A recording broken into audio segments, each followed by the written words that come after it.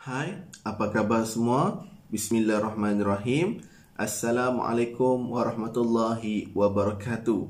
Baiklah, kali ini saya akan berkongsi pengalaman sendiri iaitu dengan perkongsian saya kali ini ialah kenapa pilih sekolah berasrama penuh iaitu SBP.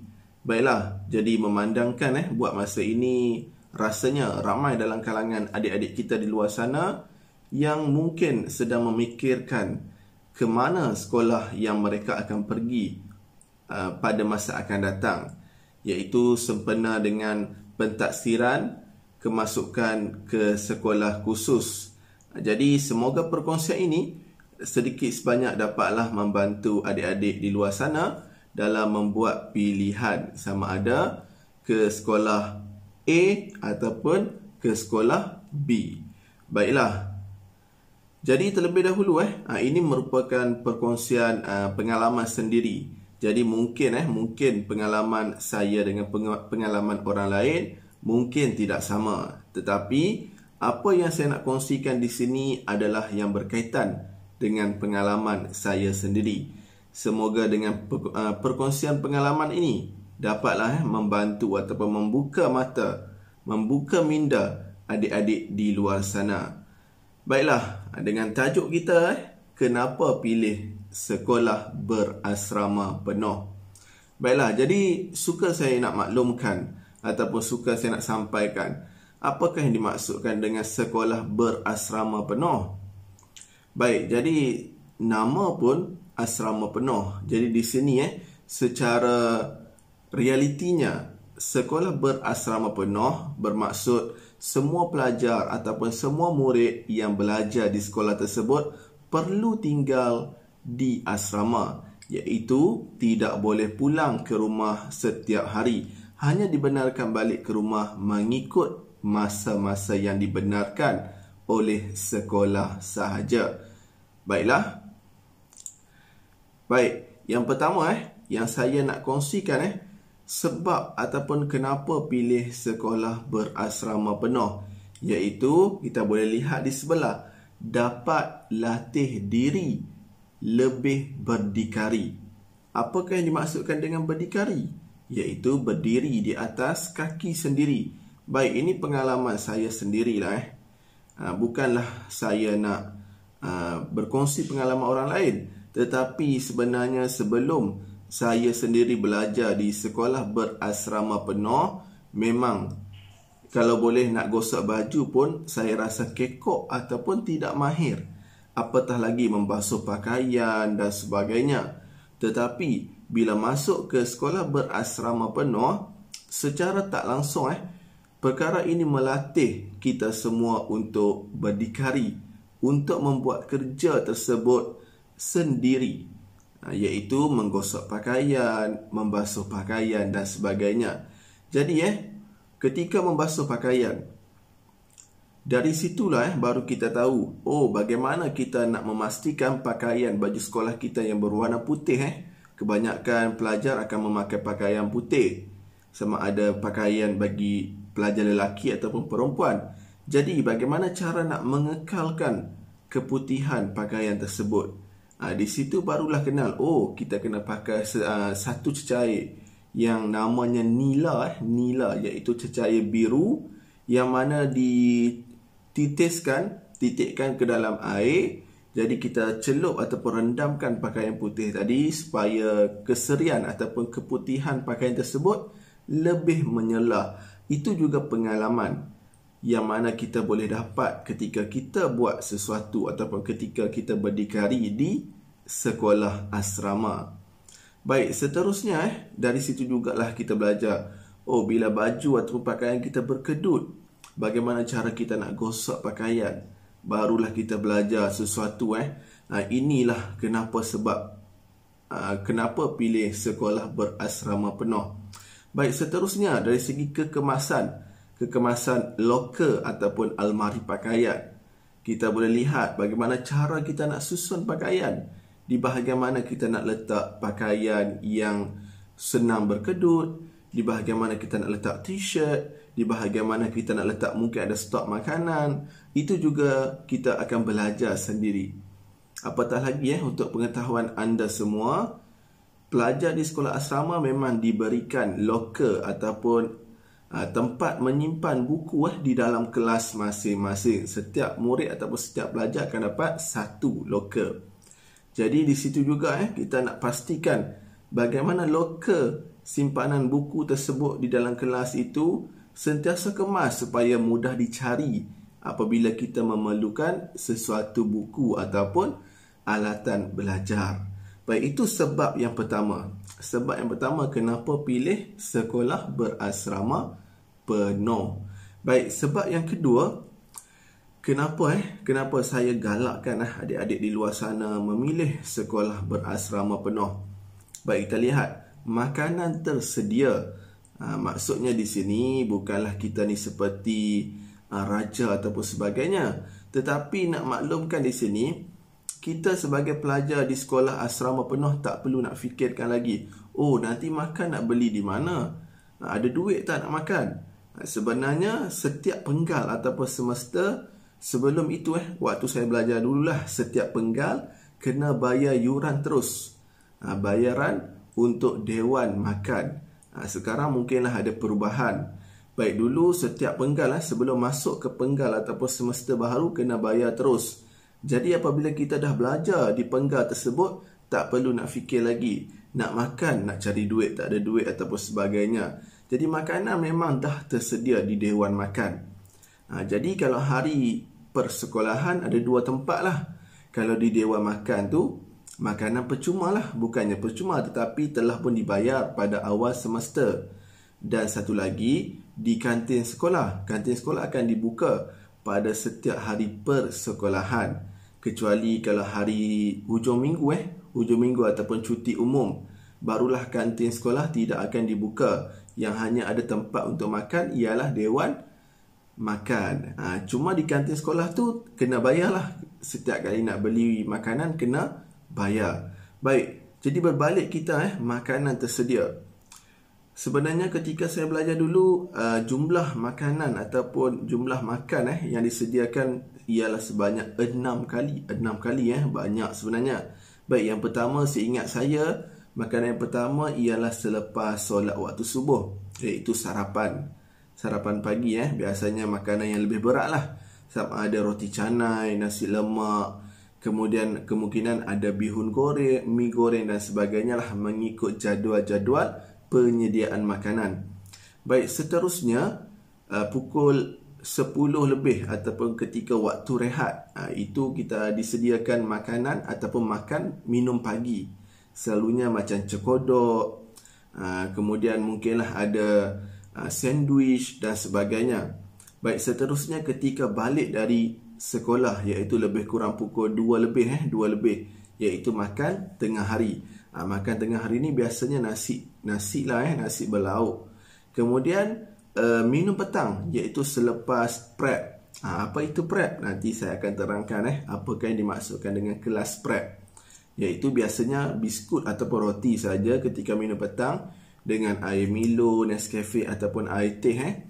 Kemudian yang keempat, makan malam. Makan malam ni biasanya lebih kurang bermula pukul 6.30 petang sampailah sebelum maghrib.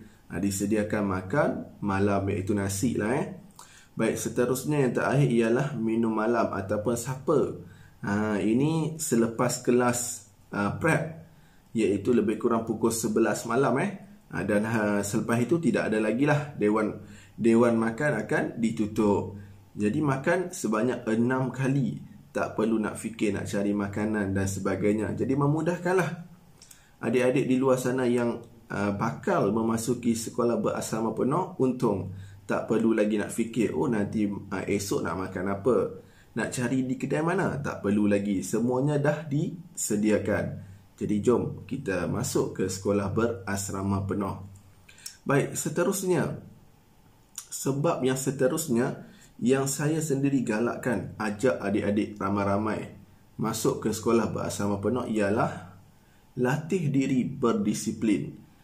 Kenapa? Memang digalakkan, bukan digalakkan, diwajibkan pelajar sekolah berasrama penuh ni mempunyai disiplin diri yang cukup tinggi, terutama dari segi kekemasan pakaian ataupun diri dan juga kekemasan tempat tidur. Tempat tidur penting kerana di situlah tempat untuk seorang pelajar berehat dan sebagainya. Kalau tempat tidur tak bersih, tak kemas, akan mengundang pelbagai penyakit. Baik, jadi setiap hari akan ada warden asrama yang bertugas. Lebih kurang ketika pelajar dah beratur di tapak perhimpunan, warden akan secara sepintas lalu ronda di bilik-bilik ataupun dom asrama. Di situ mereka akan lihat mana dom ataupun bilik yang tak kemas, mungkin ada sampah dan sebagainya. Mungkin ada juga katil yang tak sempat dikemaskan, cadar tak tegang, selimut pun berselerak. Itu memang akan kena. Baik, jadi macam saya dulu, sekolah akan bercuti pada hari Jumaat dan Sabtu. Jumaat tu memanglah merupakan hari bebas bebas maksudnya berada dalam kawasan sekolah bolehlah buat aktiviti apa saja tanpa dikawal ketat oleh warden. Hari Jumaat tu macam hari bebas lah sikit. Baik, tetapi pada hari Sabtu, iaitu selepas solat subuh sehinggalah sebelum pergi ke kelas prep, di situ semua pelajar asrama akan bergotong royong sesama sendiri, terutama sesama dalam bilik ataupun dom akan bergotong royong kemas bilik sama-sama. Sama ada dari segi cuci tingkap, kipas, sapu sampah, sawang dan sebagainya. Jadi sebelum pergi ke kelas prep, warden dan juga pengawas sekolah akan ronda setiap bilik. Ketika rondaan ini dilakukan, semua pelajar perlu pakai pakaian sekolah lengkap, berdiri di hadapan katil masing-masing. Jadi di situ warden akan pergi ronda dan cek setiap orang kalau tak kemas dari segi diri, mungkin kuku panjang dan sebagainya, akan kenalah di situ diberikanlah apa saja hukuman. Baik, kemudian mungkin rambut pun tak kemas. Kemudian kalau katil pula, warden akan suruh buka loker tengok kemas ataupun tidak. Dari segi susunan cadar dan selimut, warden akan pastikan betul-betul kemas dan tegang. Itu antara perkara yang dapat melatih diri supaya lebih berdisiplin. Baik, kemudian dari segi disiplin masa, di sana ataupun di sekolah berasrama penuh, memang kita dikawal pengurusan masa supaya semua murid lebih berdisiplin.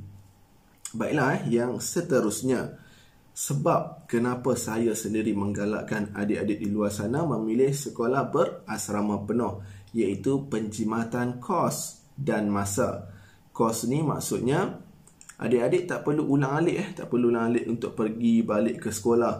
Jadi kos ini juga dapat dijimatkan oleh ibu bapa sendiri yang tak perlu setiap hari nak ulang ambil adik balik dan pergi ke sekolah. Jadi dapat menjimatkan kos dari segi penggunaan minyak kereta dan sebagainya.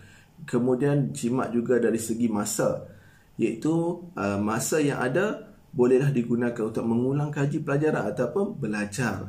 Jadi untuk pergi ke kelas juga lebih pendek kerana jarak asrama dengan sekolah tidaklah terlalu jauh, cuma jalan kaki saja. Jadi menjimatkan masa dan juga kos, tak perlu nak tambang tiket, nak tambang bas dan sebagainya. Okey, baik.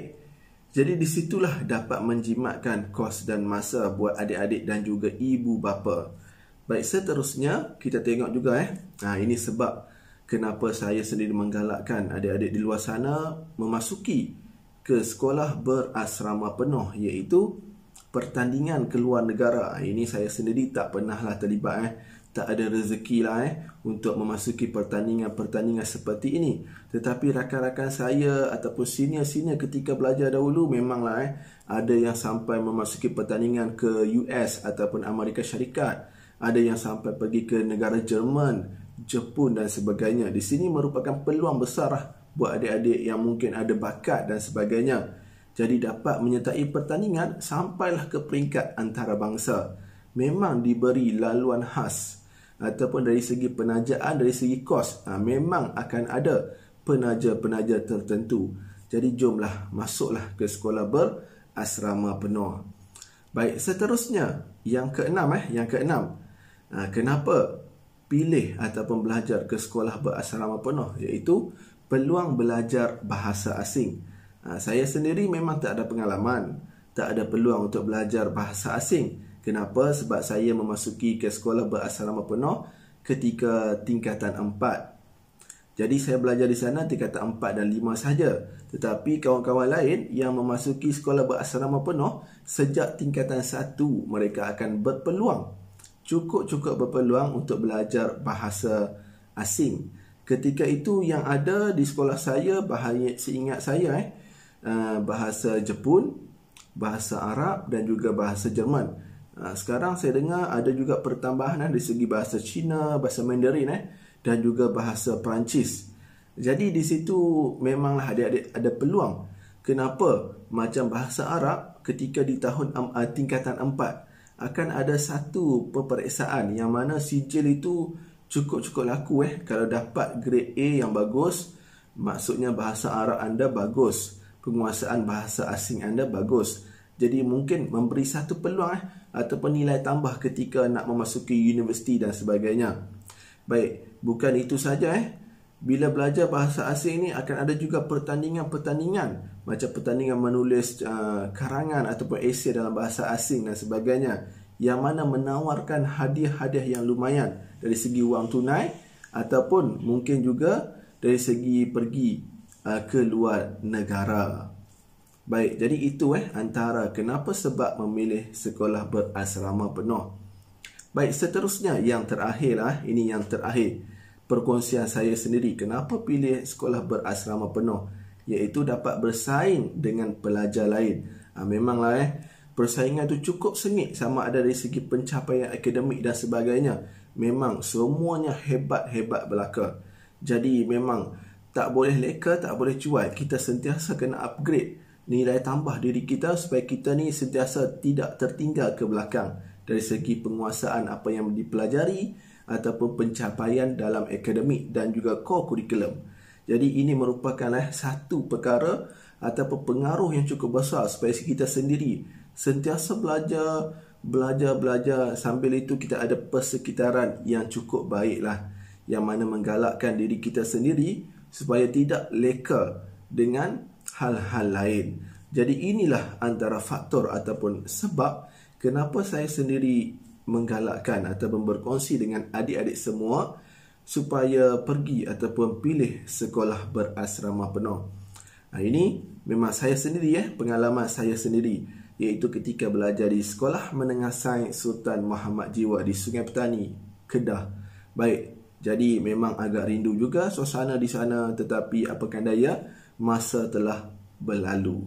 Baik, jadi itu sahaja perkongsian saya, perkongsian pengalaman sendiri. Semoga sedikit sebanyak ni membantu membuka mata, membuka minda anda semua supaya dapat tahu kenapa sebab memilih sekolah berasrama penuh. Jadi buat adik-adik yang mana menduduki PKSK, pentaksiran kemasukan ke sekolah khusus, semoga berjaya. Jadi itu sahaja daripada saya. Sekian, terima kasih. Jumpa lagi. Bye-bye.